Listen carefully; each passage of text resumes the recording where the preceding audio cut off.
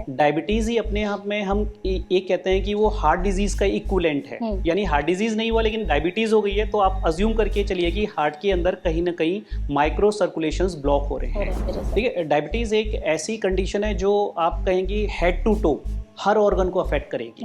Brain में stroke कर सकती है, आईज के अंदर जो ब्लड वेसल्स होती हैं वो लीकी हो जाती हैं, उनके अंदर से ब्लड निकलना शुरू हो सकता है, जिसकी वजह से हार्ट अटैक का रिस्क काफ़ी ज़्यादा बढ़ जाता है। किडनी फेलियर का जो सबसे मोस्ट कॉमन कॉज है वो डायबिटीज़ ही है।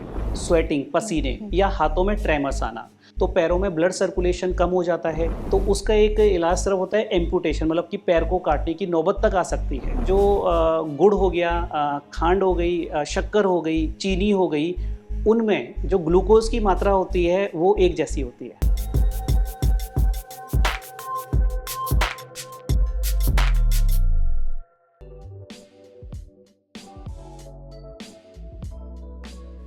डायबिटीज ये आज के समय पर बहुत ही कॉमन प्रॉब्लम बनते जा रही है। आपने आए दिन किसी न किसी के मुंह से सुना होगा या फिर अपने आसपास केसेस देख रहे होंगे डायबिटीज के।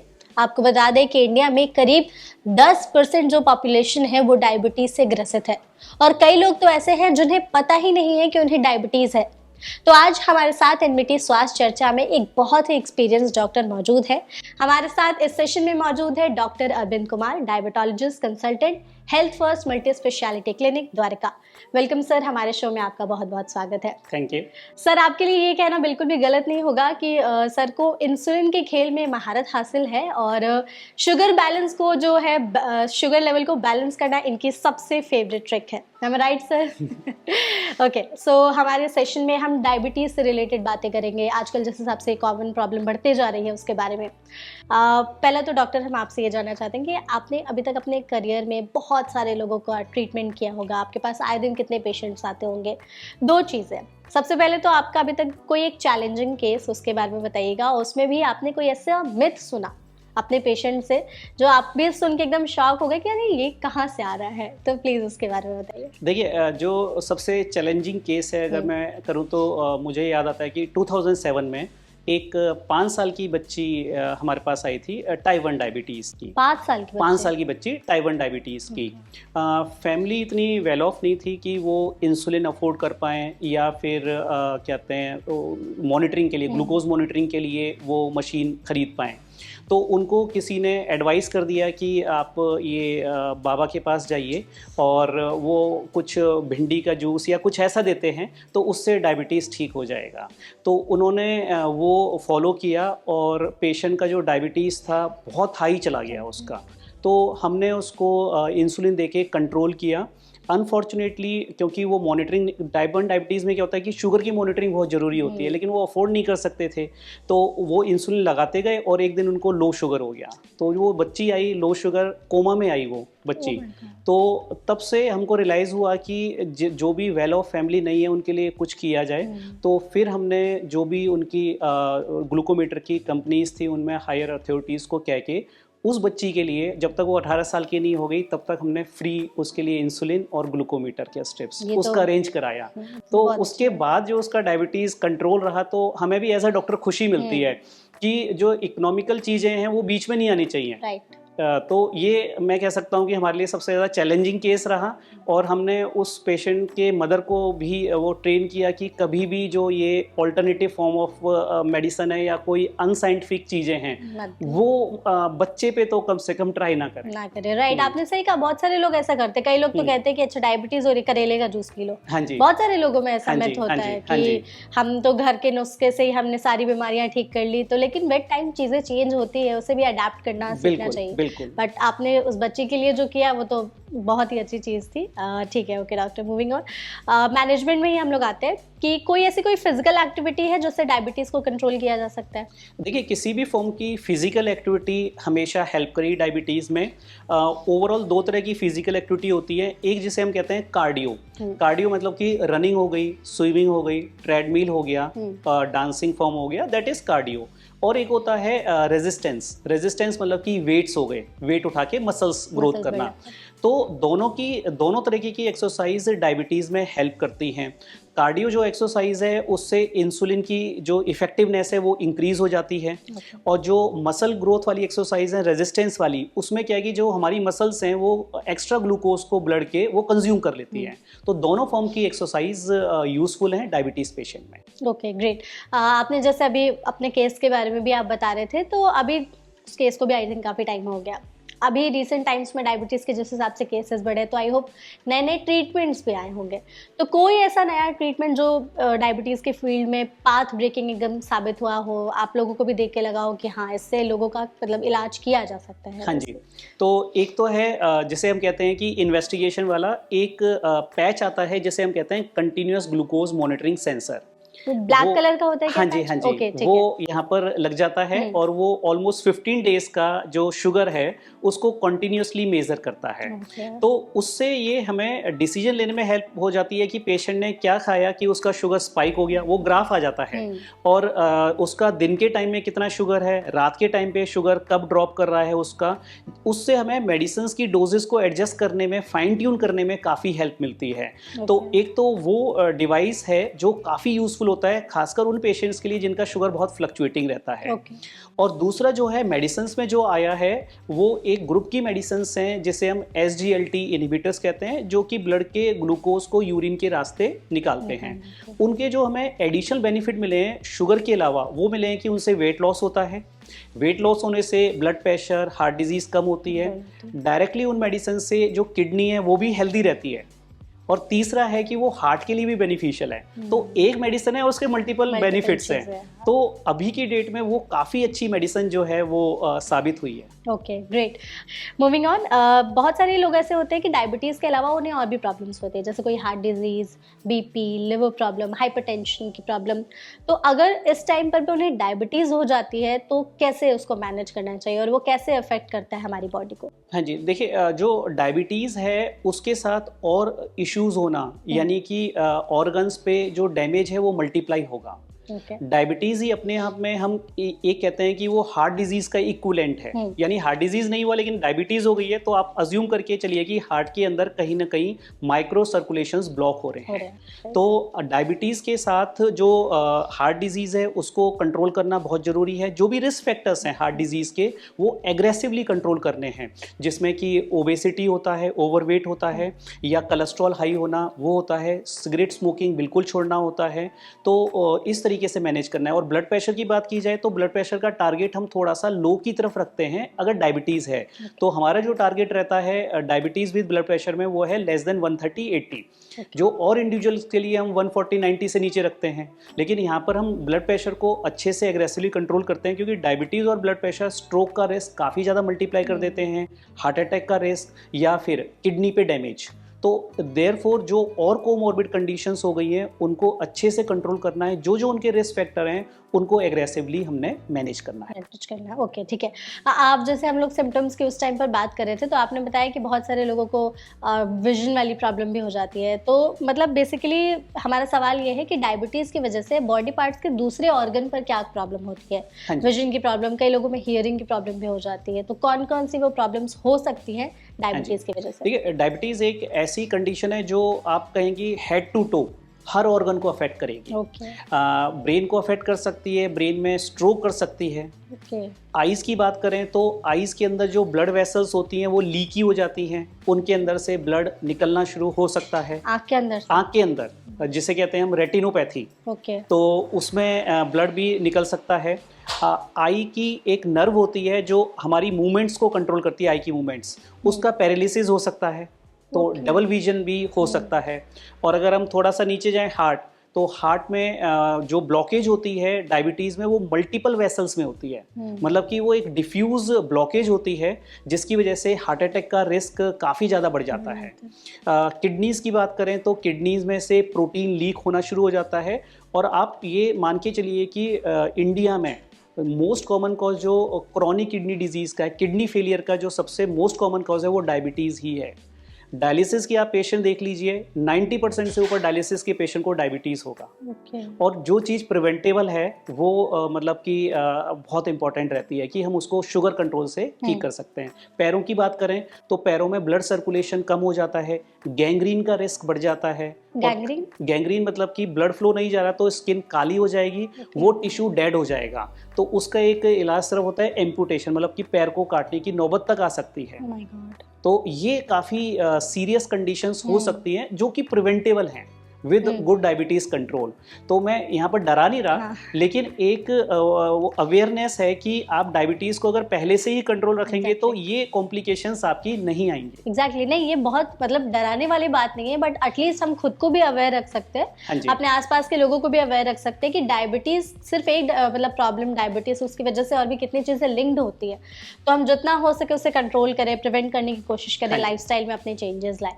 ओके, जैसा कि हमने स्टार्ट में आप एक टेस्ट बता रहे थे HbA1c, ये टेस्ट क्या है, कब कराना चाहिए, किसे कराना चाहिए, इसके बारे में पूरी इन्फॉर्मेशन दीजिए प्लीज। हाँ जी, तो जो HbA1c टेस्ट है वो एक ब्लड टेस्ट होता है, और ये ब्लड टेस्ट आप कभी भी करा सकते हैं, इसमें फास्टिंग की रिक्वायरमेंट नहीं होती है। ये टेस्ट रिप्रेजेंट करता है कि आपका पिछले 3 महीने का एवरेज शुगर कितना बॉडी में रहा है। तो कई बार होता है कि जो पेशेंट्स होते हैं वो 1-2 दिन अच्छे से डाइट कंट्रोल करके और उस दिन का फास्टिंग और पीपी जो ब्लड शुगर कराएंगे उसको नॉर्मल कर लेते हैं, लेकिन जो 3 महीने का एवरेज शुगर है वो 1-2 दिन के कंट्रोल से ठीक नहीं होता है। नॉर्मल वैल्यू इसकी होनी चाहिए लेस देन 5.7%, जो कि एक नॉर्मल है। प्री डायबिटीज़ में 6.5 तक होती है, और जिनको डायबिटीज़ हो गया उसको 6.5 से ऊपर HbA1c को हम डायबिटीज़ डिफाइन करते हैं।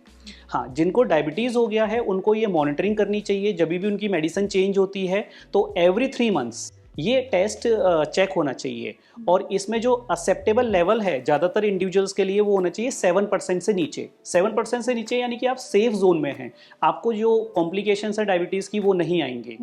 और अगर कोई एल्डरली इंडिविजुअल है जिसे कोई कॉम्प्लिकेशंस नहीं हुई है तो उसमें हम 8 तक भी HbA1c का लेवल रख सकते हैं। ठीक है, ये मतलब टेस्ट के बारे में जो आपने इन्फॉर्मेशन दी आई थिंक बहुत लोगों के लिए यूज़फुल होगी है। और अगर आप खुद को डायबिटीज़ से बचाना चाहते हैं तो आपको ये टेस्ट कराते रहना चाहिए। हाँ जी बिल्कुल, इससे हमें पता चल जाता है कि हमारा जो एवरेज शुगर है वो किस लेवल का है। डॉक्टर फिर डिसाइड करते हैं कि आपकी मेडिसिन को बढ़ाया जाए या कम किया जाए depending on the HbA1c level. Great, okay. एक और चीज़ है डॉक्टर, जैसे हम लोग अभी यहाँ पे ब्लड शुगर लेवल की बात कर रहे थे, तो लो शुगर हाई शुगर इसके बारे में प्लीज़ बताइएगा, और इसके सिम्टम्स क्या होंगे, और इसके साथ ही अगर किसी का अचानक से शुगर लो हो गया या शुगर हाई हो गया तो उस टाइम पे उन्हें इंस्टेंटली क्या करना चाहिए। हाँ जी, देखिए जो लो शुगर होता है उसका मेन रीज़न है कि आपने मेडिसिन की या तो ओवरडोज ले ली है या फिर आपने खाना कम खाया है और मेडिसिन आपने पूरी ली है, तो उससे शुगर डाउन होने के चांसेस हो सकते हैं। हर इंडिविजुअल में जो लेवल है वो अलग अलग होता है जिस पे सिम्टम्स आएंगे। कुछ लोगों में 70 से नीचे जब शुगर चला जाए तो सिम्टम्स आना शुरू होते हैं, कई लोगों में 60 से नीचे आते हैं। जो लो शुगर्स के सिम्टम्स हैं वो हैं चक्कर आना, एकदम से घबराहट होना, बहुत तेज भूख लगना, स्वेटिंग पसीने, या हाथों में ट्रेमर्स आना। तो ये सिम्टम्स हैं लो शुगर्स के। तो अगर ऐसा कभी लो शुगर होता है तो आपको तुरंत 15 ग्राम ग्लूकोज मतलब कि 3 चम्मच आप घर पे रखिए, ग्लूकोन डी रखिए, तो वो डाल लीजिए, और 15 मिनट बाद दोबारा शुगर चेक करिए कि वो इम्प्रूव हुआ है या नहीं हुआ। अगर फिर भी लो है तो इसको आप दोबारा से रिपीट करिए। हाँ, अगर आपके पास ग्लूकोज नहीं है तो ग्लूकोज के बिस्किट होते हैं, वो आप कंज्यूम कर लीजिए और उसके ऊपर पानी जरूर पीजिए ताकि उसका एब्जॉर्प्शन बढ़ जाए। कभी भी आप शुगर फ्री वाली चीज़ें मत लीजिए, क्योंकि शुगर फ्री में तो कोई ग्लूकोज होगा ही नहीं जो कि आपके शुगर को इंक्रीज करे। तो लो शुगर्स एक्यूट टर्म्स में डेंजरस हो सकता है, ब्रेन पे अटैक आ सकता है। तो सबसे इम्पॉर्टेंट है कि आप हमेशा अपने डॉक्टर के कांटेक्ट में रहिए। कभी भी ये सिम्टम्स आते हैं तो आप डॉक्टर को जरूर बताइए, हो सकता है कि आपकी मेडिसिन को एडजस्ट करना पड़े। और कई बार होता है कि लो शुगर जो हो रहा है वो डायबिटीज़ की वजह से किडनी जो डैमेज हो रही है उसका पहला सिग्नल आ सकता है कि मेडिसिन की रिक्वायरमेंट कम हो जाती है जब किडनी का फेलियर होता है। तो ये चीज़ें अपने आप हेल्थ केयर प्रोवाइडर अपने डॉक्टर से जरूर डिस्कस करिए। हाई शुगर्स में भी ऑलमोस्ट सिमिलर सिम्टम आ सकते हैं, जैसे कि चक्कर आना, घबराहट होना, ड्राई माउथ, एक्सेसिव यूरिनेशन।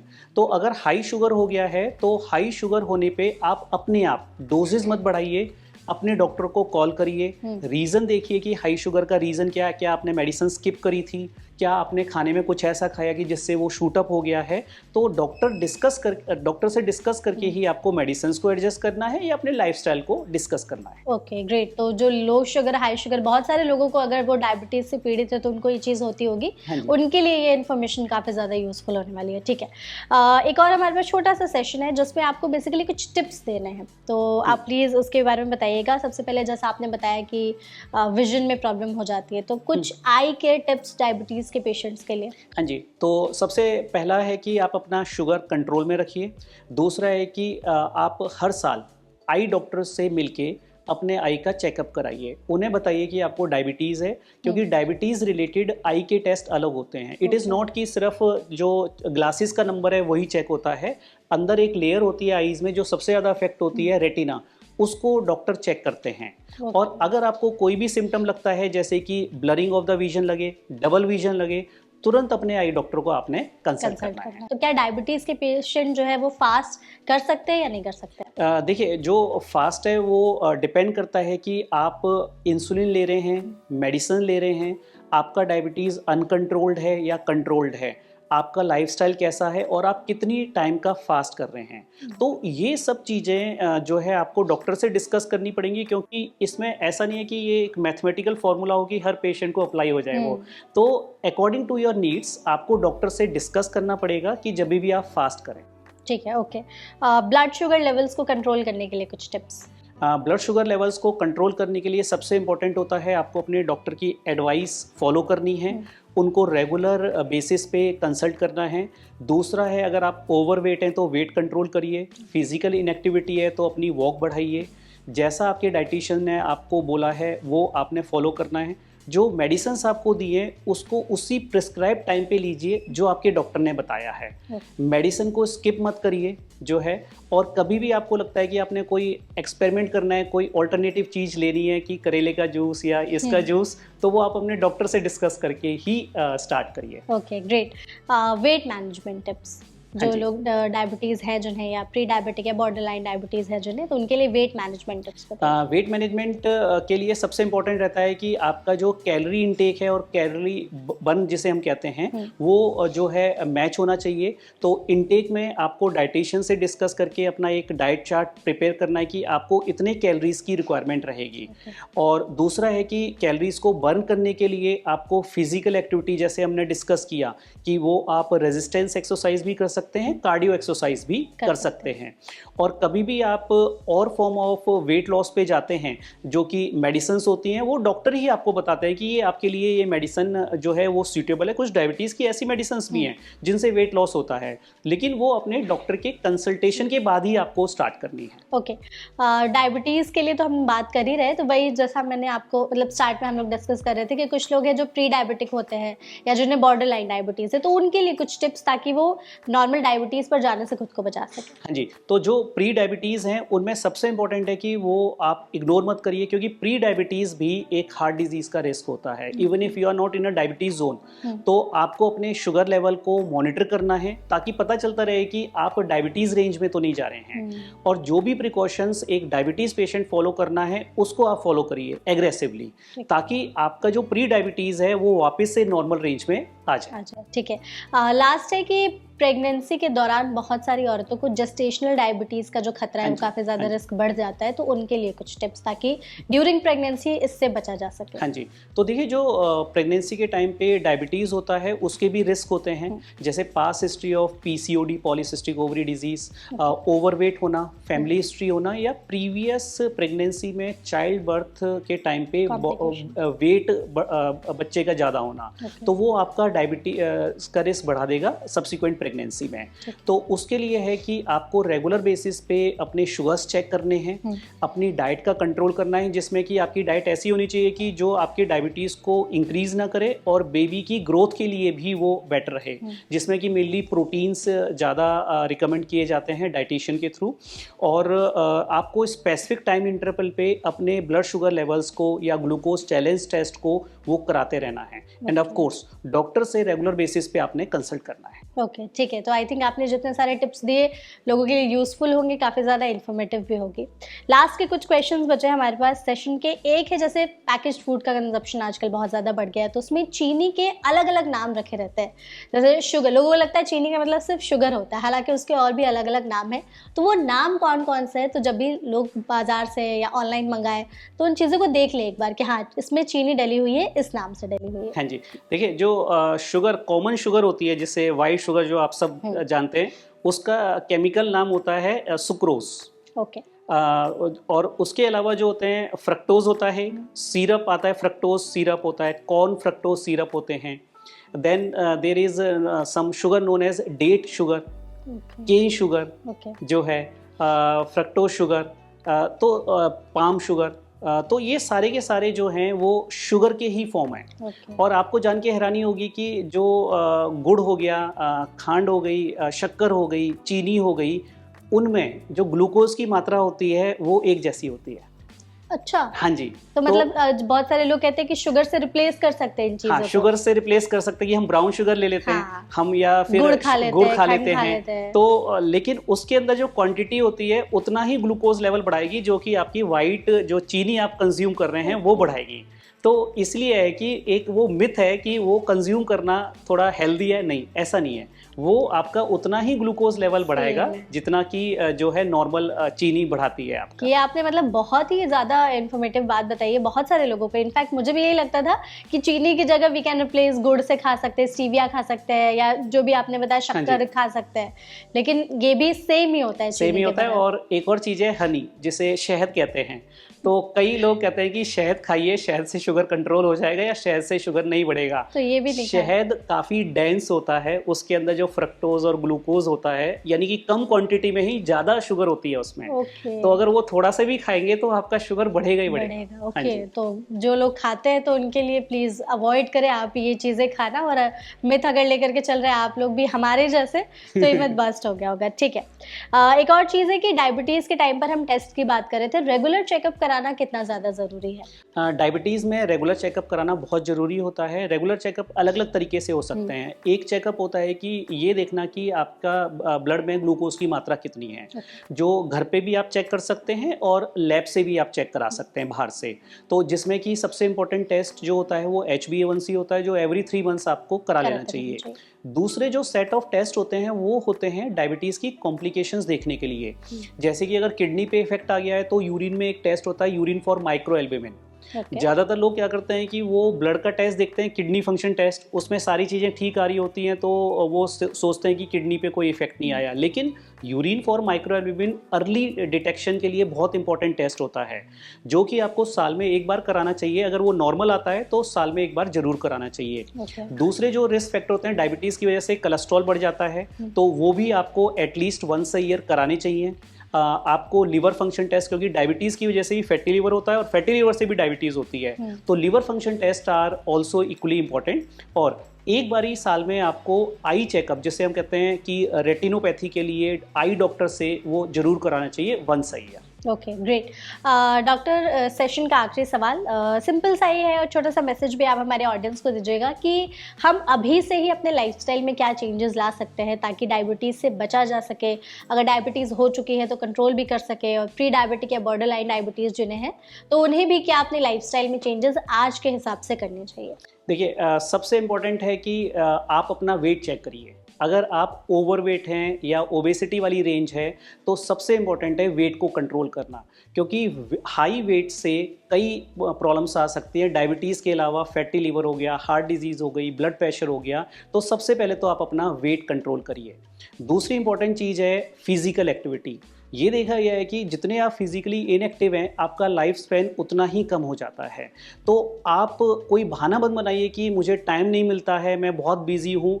आप बैठे बैठे भी सिंपल फॉर्म की एक्सरसाइज कर सकते हैं, अपनी फिजिकल एक्टिविटी को बढ़ा सकते हैं।